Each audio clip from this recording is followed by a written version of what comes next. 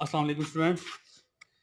Heat and thermodynamics series में आज हम देखेंगे कि रेफ्रिजरेटर क्या होता है और इसका एंट्रोपी का इसके साथ क्या रिलेशन है। मे बी नेक्स्ट लेक्चर हम एंट्रोपी से रिलेशन देखें, लेकिन अभी हम मेनली देखेंगे कि रेफ्रिजरेटर का क्या कंसेप्ट है और हीट पंप क्या होता है। इससे पहले हम पढ़ चुके हैं कि हीट इंजन क्या होता है।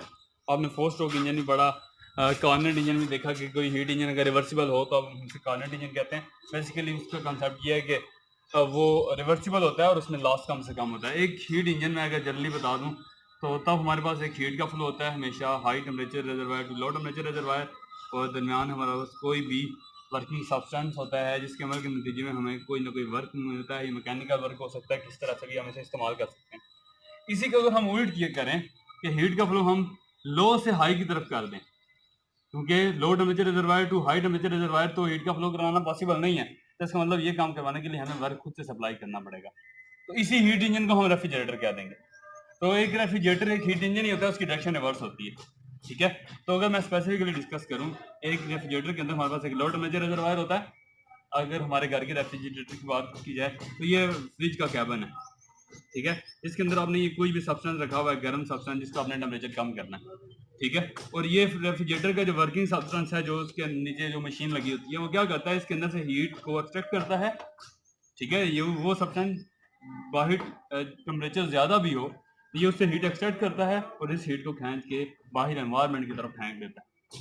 ठीक है, और क्योंकि ये एक अप हिल मूवमेंट है, इस मूवमेंट को करवाने के लिए हमें एनर्जी सप्लाई करना पड़ेगी। ठीक है, एक अप हिल मूवमेंट एक लो, इसका मैं कंसेप्ट अगर आपको बता दूं। ठीक है, एक इसको क्यों हम कहते हैं अप हिल मूवमेंट।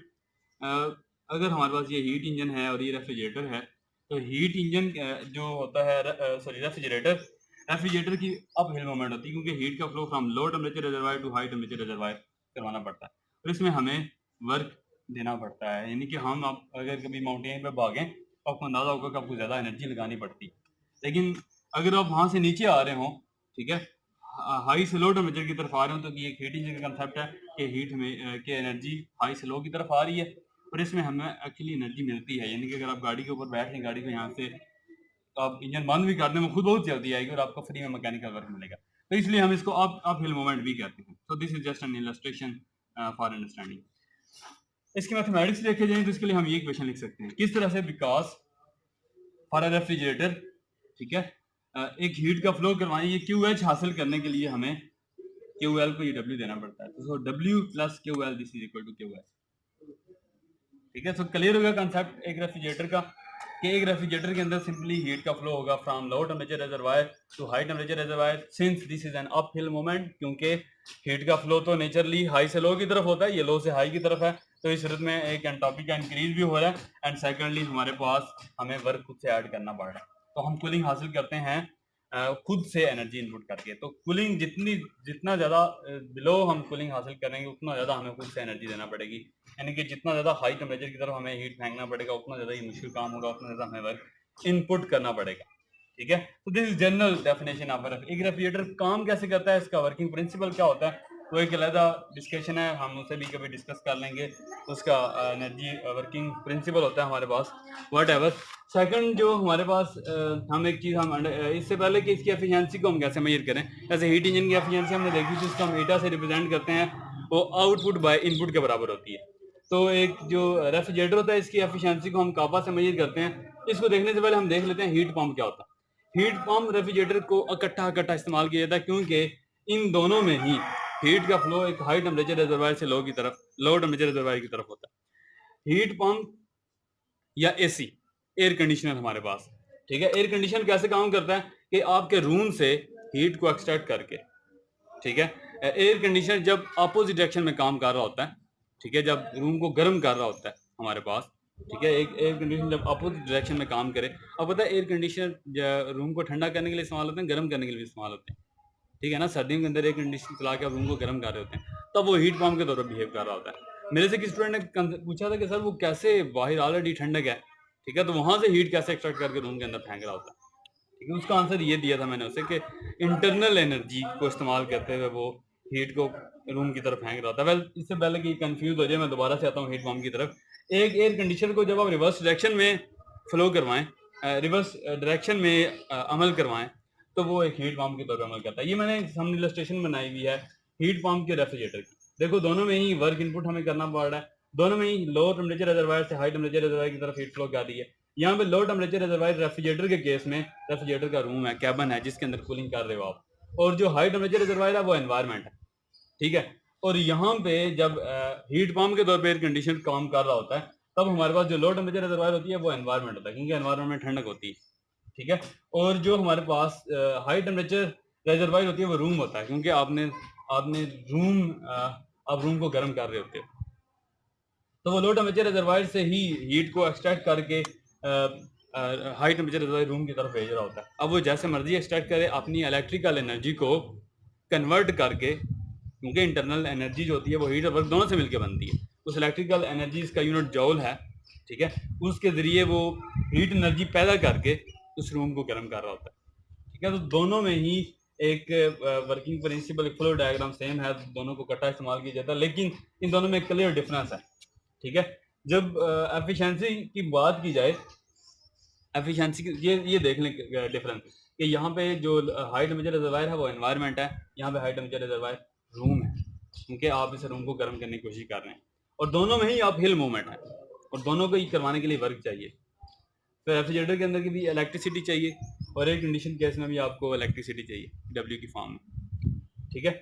मजीद डिफरेंसेस को देखते हैं हम, आते हैं इसकी कोएफिशिएंट ऑफ परफॉर्मेंस की तरफ। यहाँ पे हम एफिशिएंसी, किसी भी मशीन की एफिशिएंसी ली जा सकती है, हीट इंजन की आपने एफिशिएंसी की तो हमें बात की जो कि आउटपुट बाय इनपुट के बराबर होती है, लेकिन यहाँ पे इन दोनों के डिफरेंस की वजह से हम कोएफिशिएंट ऑफ परफॉर्मेंस को डिस्कस करते हैं। कोएफिशिएंट ऑफ परफॉर्मेंस हमें बताता है कि that is what do you want divided by what you are paying for.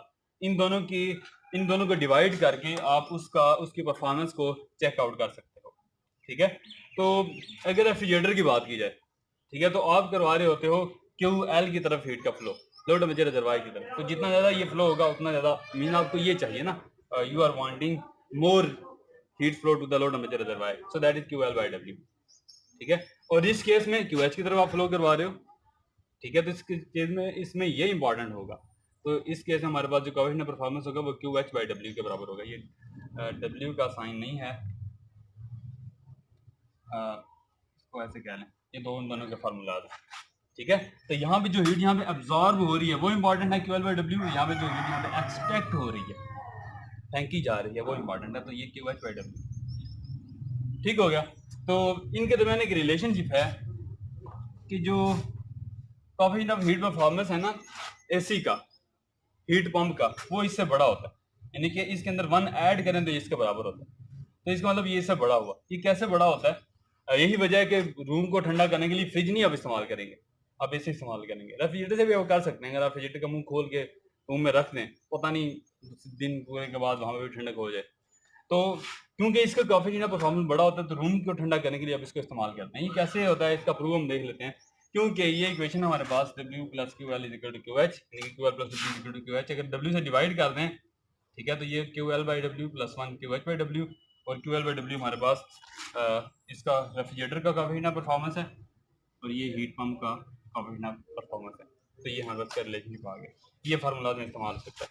Specifically अगर इस फार्मूलाज को मजीद अगर हम ओपन करें तो कोएफिशिएंट परफॉर्मेंस फॉर रेफ्रिजरेटर को हम क्यू एल बाई डब्ल्यू लिख सकते हैं, डब्ल्यू को हम Q H minus Q L की फॉर्म में लिख सकते हैं, ठीक है, क्योंकि हीट जितना ज़्यादा टेम्परेचर डिफरेंस होगा उतनी ज़्यादा हीट फ्लो करेगी, दोनों आपस में डायरेक्ट लिंक हैं, तो हम इसको टी एल से क्यू को टी से रिप्लेस कर सकते हैं, तो कोएफिशिएंट ऑफ परफॉर्मेंस को हम T L by T H minus T L की फॉर्म में लिखते हैं, ठीक है। कोएफिशिएंट परफॉर्मेंस और एफिशिएंसी आपने देखा था कि एफिशिएंसी की मैक्सिमम वैल्यू 1 होती है, 0 से 1 तक वेरी करती है, और आप 1 एफिशिएंसी हासिल नहीं कर सकते, ये भी आपने देखा था।